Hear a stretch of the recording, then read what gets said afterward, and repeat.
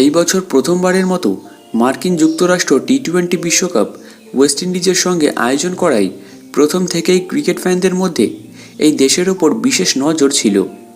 এখনও পর্যন্ত সফলভাবেই মার্কিন যুক্তরাষ্ট্র গুরুত্বপূর্ণ টুর্নামেন্টের ম্যাচগুলি কিন্তু আয়োজন করেছে।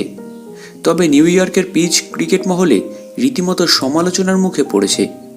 এর মধ্যেই নিউ ইয়র্কের শেষ ম্যাচ খেলার পর ভারতীয় টিম ফ্লোরিডায় তাদের গ্রুপ পর্বের শেষ ম্যাচ খেলতে চলেছে। কিন্তু এবার আসন্ন ফ্লোরিডায় আয়োজিত ম্যাচগুলিকে ঘিরে একাধিক দুঃসংবাদ কিন্তু সামনে এলো। গ্রুপ এ এর বাকি ম্যাচগুলি ফ্লোরিডার লডার হিলে হওয়ার কথা।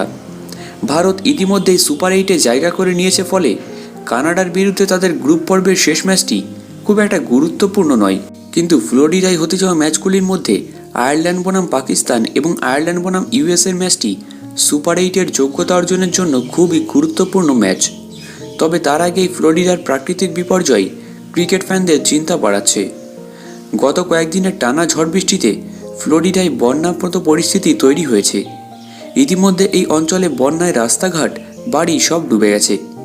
এমনকি প্রবল ঝড়ের কারণে ফ্লোরিডায় কিন্তু বিমান চলাচলও বন্ধ হয়ে গেছে।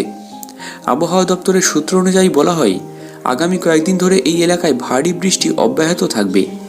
ফলে ফ্লোরিডায় হতে যাওয়া 14ই জুন মানে ইউএসএ ভার্সেস আয়ারল্যান্ড ম্যাচ এবং 15ই জুন ভারত বনাম কানাডা এবং 16ই জুন পাকিস্তান বনাম আয়ারল্যান্ডের ম্যাচগুলি ঘিরে কিন্তু বর্তমানে অনিশ্চয়তা তৈরি হয়েছে।